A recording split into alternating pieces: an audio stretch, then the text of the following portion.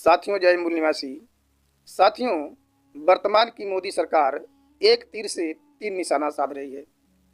आप लोग जान करके आप लोगों को आश्चर्य होगा कि जंतर मंतर पे जो पहलवान आंदोलन कर रहे हैं, उस पहलवानों के आंदोलन के पीछे मोदी सरकार का एक बहुत बड़ा षड्यंत्र और राज छिपा हुआ है। कई दिन हो गए, कई हफ्ते हो गए, आज तक पहलवान अपने मान सम्मान स्वाभिमान के लिए आंदोलन कर रहे हैं।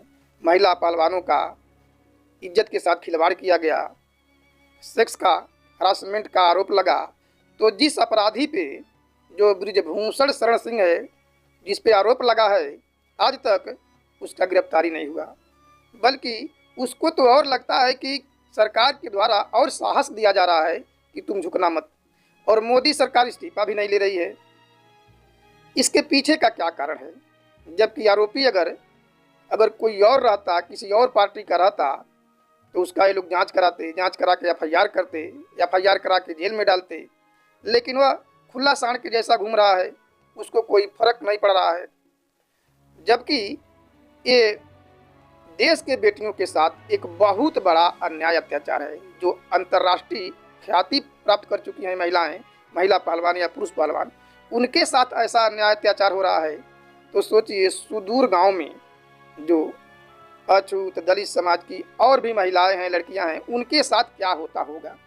जो इंटरनेशनल स्तर तक अपना पहचान बना लिए हैं पहलवान, उनका शोषण हो रहा है, तो फिर गांव की हालत क्या होगी, जो मीडिया में कभी चर्चा में आता ही नहीं है। एफआईआर होने के बाद उसका जेल नहीं हुई।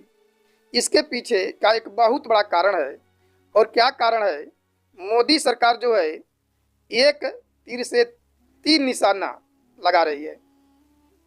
आप लोग देखे होंगे कि पुलवामा में 40-42 नौजवानों को आरडीएक्स के द्वारा उड़ा दिया गया। इस बात को सत्यपाल मलिक भी कह रहे हैं, जो जम्मू कश्मीर के गवर्नर थे, कि कोई सुरक्षा नहीं था। जबकि ये बात मालूम था सरकार को। सरकार से नौजवान कह रहे थे कि इनका एयरलिफ्टिंग करवा दिया जाए। गृह मंत्रालय के पास वो कागज़ भी था, लेकिन उनको एयरलिफ्टिंग नहीं करवाया, तो हमारे 40-42 जवान शहीद नहीं हुए होते। तो ये बात बहुत चर्चा में थी, ये चर्चा में थी और जगह जगह सोशल मीडिया पे चर्चा हो रहा था। हालांकि ये जब घटना हुई, उसके दूसरे ही दिन ही मानवर बामन मिश्राम साहब ने कहा कि पुलवामा में हमारे 40 नौजवानों को मारा, और ये गृह मंत्रालय को मालूम था ईडी के द्वारा कि आरडीएक्स लेकर के आतंकवादी लोग घूम रहे हैं, इनकी कभी भी हत्या हो सकती है, मारा जा सकता है। तो वे लोग चाहते थे कि हमको एयरलिफ्टिंग करवा दिया जाए, मांग भी किए थे, तो नहीं दिया, कुछ पैसे की बात थी। तो ये लोग जानबूझ करके मरवाए कि ये पाकिस्तान पाकिस्तान कहना पड़ेगा, पाकिस्तान तो दूसरा देश है।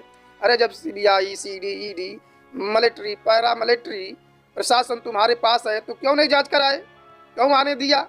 इसलिए ये तुम पाकिस्तान नहीं मारा है, तुमने मारा है, ये बामन मिश्राम साहब जी दूसरे ही दिन कहे।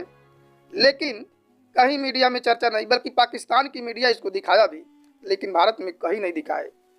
तो साथियों, ये जो नरेंद्र मोदी का ये ऐसा है कि जब देश में 40 जवान शहीद हो रहे हैं और इधर मीडिया पे कैसी कैसी लोग बात कर रहे हैं, यानी सीधे बामन मिश्राम साहब की तरफ इशारा तो नहीं किए, नाम तो नहीं लिए, लेकिन इशारा उन्हीं की तरफ था। तो इससे ध्यान भटकाने के लिए कि ये जो है मुद्दा पुलवामा का जो सत्यपाल मलिक जी उठा रहे हैं, वो मुद्दा राष्ट्रीय स्तर पे मुद्दा न उठे और उसका जांच न हो, हम सीधे सीधे बच जाएं। तो इस मुद्दे से ध्यान भटकाने के लिए ये पहलवानों का आंदोलन को लंबे समय तक एक खींचने का काम कर रहा है। ये मोदी सरकार कार्रवाई कर देता तो पहलवान लोग हट जाते, लेकिन ये लंबे समय तक खींच रहा है कि हमारी सुरक्षा बनी रहे, हमारे ऊपर आरोप न लगे, लोगों का ध्यान पुलवामा के हमले से डाइवर्ट रहे। और दूसरी बात यह है कि ओबीसी की जाति आधारित जनगणना का मुद्दा वामसेप और भारत मुक्ति मोर्चा के द्वारा पूरे देश में उठाया जा रहा है कि हमारे देश में ओबीसी की गिनती नहीं होती है। जब ओबीसी की गिनती नहीं होगी तो कहाँ से पता चलेगा कि हमारा आबादी कितनी है? आबादी के अनुपात में, तभी तो हमें आबादी के अनुपात में भागीदारी मिलेगी। ये राष्ट्रीय मुद्दा जो है राष्ट्रीय पिछड़ा वर्ग के द्वारा बहुत तेजी से उठाया जा रहा है। इसके लिए भारत बंद भी हुआ। विकास पटेल के अगुवाई में ये आंदोलन जोर पकड़ रहा था।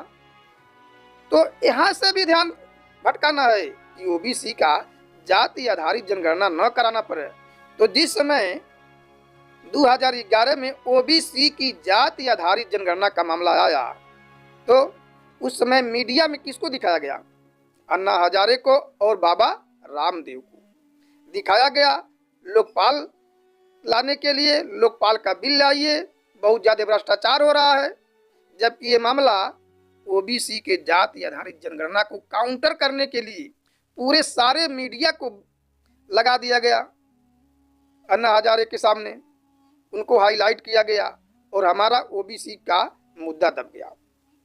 उसी प्रकार से इसमें वर्तमान में भी ये लोग पहलवानों का आंदोलन चला रहे हैं।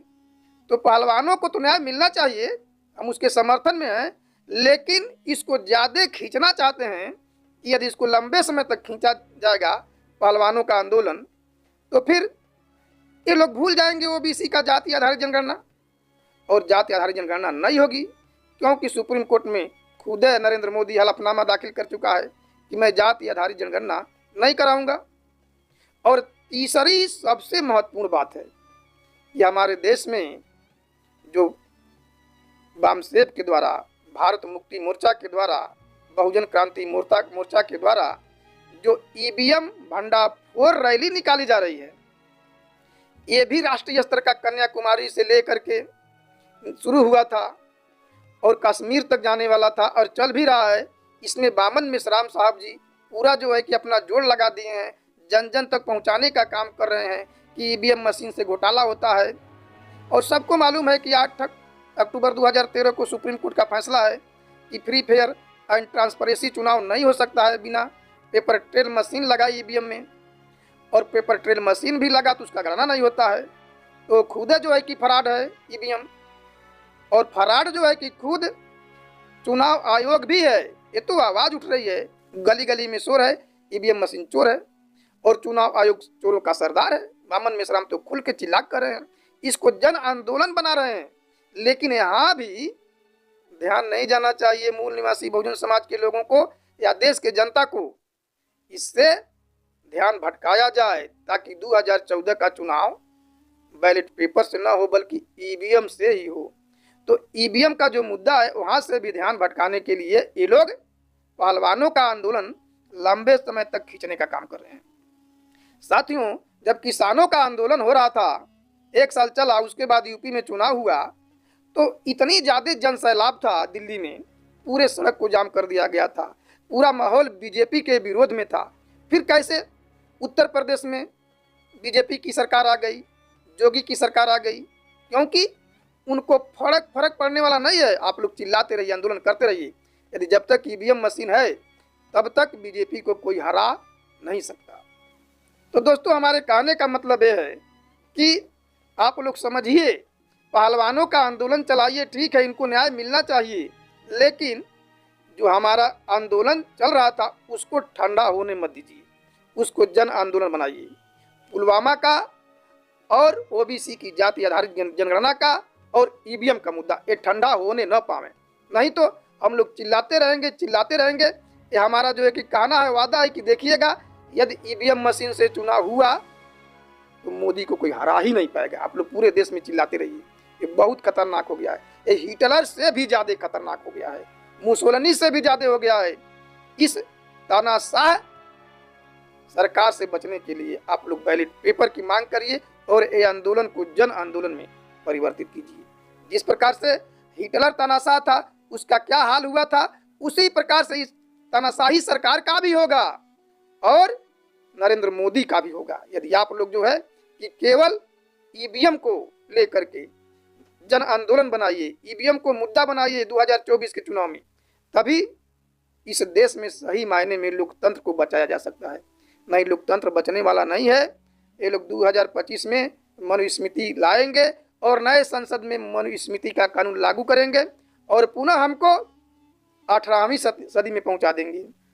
तो इसलिए मैं मूल निवासी बहुजन समाज के लोगों से कहता हूं कि आप लोग इस आंदोलन को जारी रखिए। आप लोगों ने हमारी बात को सुना, उसके लिए धन्यवाद। जय मूल।